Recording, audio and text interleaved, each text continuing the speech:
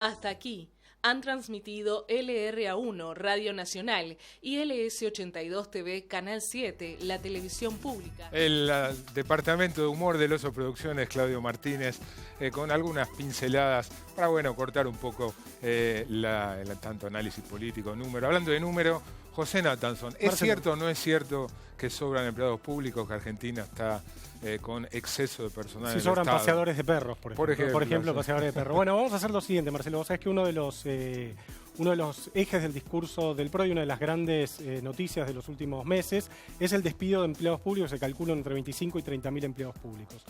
El gobierno, para efectuar estas medidas, lo que dice es que el Estado está sobredimensionado, que hay demasiada gente, que necesitamos un Estado más fibroso, magro, por usar la expresión de Prat Gai, que dijo que había que sacar la grasa militante del Estado.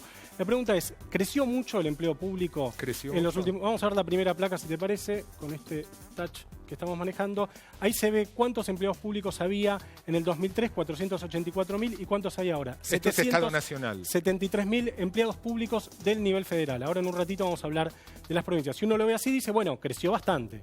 Creció casi 40%, casi se duplicó. Ahora, si uno empieza a hilar más fino y tratar de dar una mirada un poco más compleja sobre el tema, uno llega a esta... 60%. 60%. Sí. Uno llega a esta primera conclusión. Uno piensa, bueno, ¿dónde creció el empleo público en los últimos 10 años? Y uno mira, y donde más creció es en las empresas públicas estatizadas.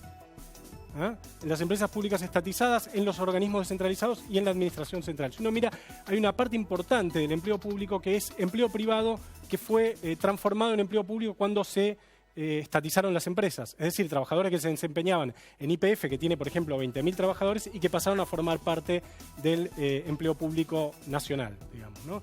YPF, Aerolíneas, AISA, trenes, etcétera, etcétera. ANSES. ¿No? ANSES también. Bueno, esa es otra cuestión. AFJP. Se empezaron a ampliar las funciones de muchos organismos descentralizados. Por ejemplo, el ANSES lo único que hacía en una época era pagar jubilaciones. En los últimos 10 años, además de pagar jubilaciones, paga asignación universal, tiene el plan Conectar Igualdad y una serie de Procrear, una serie de prestaciones que antes no... Eso en el Estado Nacional. Eso en el Estado Nacional. Ahora, vos sabés que la principal fuente de empleo público no es el Estado Nacional, sino que son las provincias.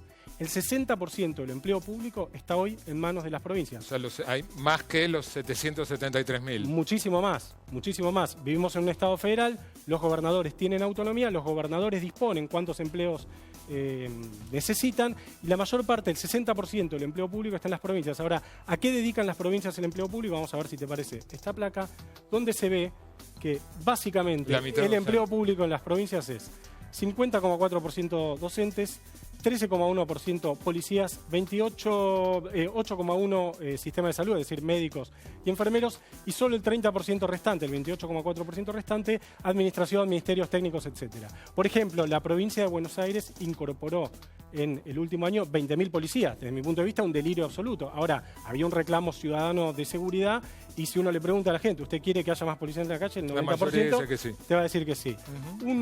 Una última placa, Marcelo, porque uno, cuando habla de estos datos, a veces parece como que hablar en el vacío. Yo creo que la mejor manera de entender estas cuestiones es comparando. Si uno compara, hay dos maneras de comparar, tiempo y espacio. En tiempo, ya dijimos, creció el empleo público, efectivamente, en los últimos 10, 12 años, creció sobre todo por estos temas. Ahora, si uno compara con otros países, Argentina tiene muchos o pocos empleos públicos. Vamos a verlo.